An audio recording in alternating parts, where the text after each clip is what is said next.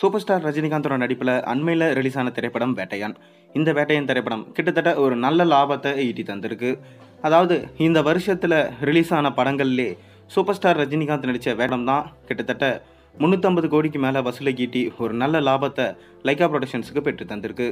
அதைத் தொடர்ந்து super star Rajinikanth அடுத்தடுத்த படங்களில் பிஸியாக நடிச்சிட்டு இருக்காரு. அவரோட நடிப்பில் அடுத்தடுத்து ரிலீஸ் ஆக போகிற படம் என்னன்னு சொல்லிட்டு வாங்க இந்த தொகுப்பில் பார்ப்போம். அதுக்கு முன்னாடி சேனலுக்கு சப்ஸ்கிரைப் பண்ணிவிட்டு இந்த வீடியோக்கு ஒரு லைக் பண்ணிவிட்டு வாங்க வீடியோக்குள்ளே போகலாம். தலைவர் 171 இந்த படத்தை லோகேஷ் கனகராஜ் எடுத்துட்டு இருக்காரு. அண்மையில் தான் இந்த படத்துக்கு கூலி என்று பெயர் வச்சாங்க. மேலும் சூப்பர் ஸ்டார் ரஜினிகாந்தோட சேர்ந்து இந்த படத்தில் நாகார்ஜுனா, ஷவுபின் ஷாக்கர், உபேந்திரா மற்றும் ஸ்ருதிஹாசன் போன்றோர் முக்கியமான வேடங்களில் நடிச்சிட்டு இருக்காங்க. சத்யராஜும் இந்த படத்தில் ஒரு முக்கியமான ரோலாக நடிக்கிறாரு.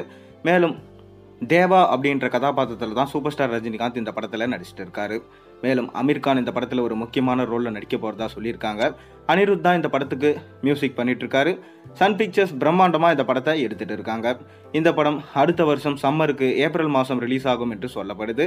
அது மட்டும் இல்லாமல் இந்த படம் எப்பயும் போல இருக்கிற ரஜினி படத்தை விட வித்தியாசமாக இருக்கும் என்று சொல்லப்பட்டு வருது.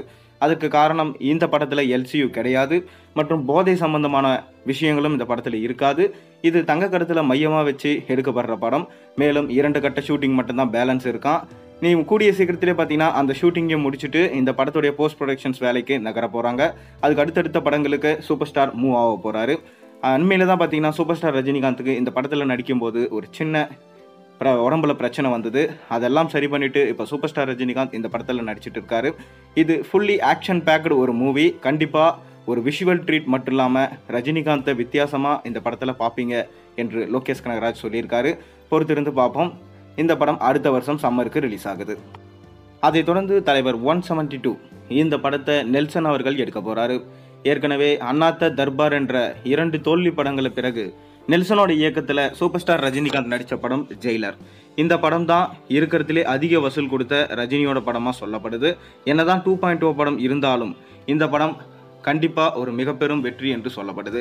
அதுக்கு காரணம் இந்த படம் செஞ்சிருந்த சாதனைகள் சும்மா கிடையாது. கிட்டத்தட்ட தமிழ் சினிமாவில் 650 கோடிக்கு மேலே வசூலை ஈட்டி நான் தான் என்றைக்குமே கிங் என நிரூபிச்சிருந்தார் சூப்பர் ஸ்டார் ரஜினிகாந்த். நெல்சனோட இயக்கத்தில் அனிருத்தோட இசையில் மிக பிரம்மாண்டமாக வெளியாகி இருந்தது இந்த படம்.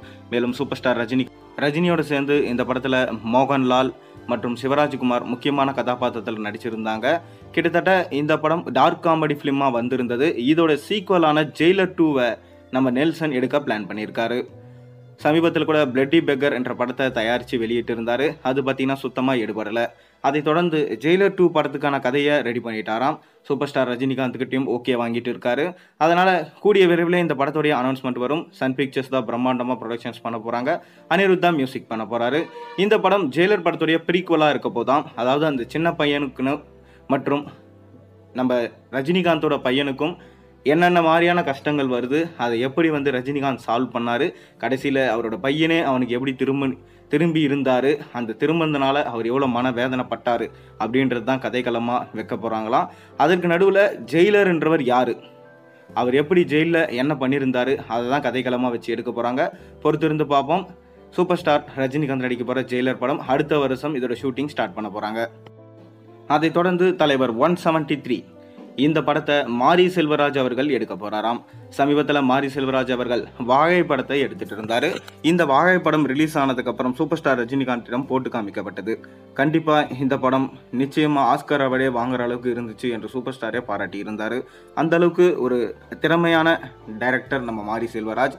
அவர் இப்போ பைசன் அப்படின்ற படத்தை எடுத்துகிட்டு வராரு. இதில் விக்ரம் அவருடைய மகன் துரு விக்ரம் தான் ஹீரோவாக ஆக்ட் பண்ணிட்டு இருக்காரு. அதைத் தொடர்ந்து சூப்பர் ஸ்டார் ரஜினிகாந்திடம் ஒரு ஸ்டோரியை நரேட் பண்ணியிருக்காரு நம்ம மாரி செல்வராஜ். இந்த கதை சூப்பர் ஸ்டாருக்கு பிடிச்சு போகவே கண்டிப்பாக இந்த படத்தை நம்ம பண்ணுவோம். நிச்சயமாக இந்த படம் நடக்கும். அதனால் அடுத்த படம் உங்களுக்கு கால் ஷீட் கொடுக்குறேன்னு சொல்லிட்டு ரஜினி கொடுத்துருக்காராம். நம்ம மாரி செல்வராஜே சொல்லியிருந்தாரு கண்டிப்பாக ரஜினி படம் வரும். அது நிச்சயமாக வித்தியாசமாக இருக்கும். இதுவரை நீங்கள் பார்க்காத அளவுக்கு ஒரு புதுமையான ரஜினியை இந்த படத்தில் பார்ப்பீங்க. ஆனால் இது கிராமத்து சப்ஜெக்ட் ஓரியன்டாக தான் இருக்கும் என்று சொல்லப்பட்டு வருது.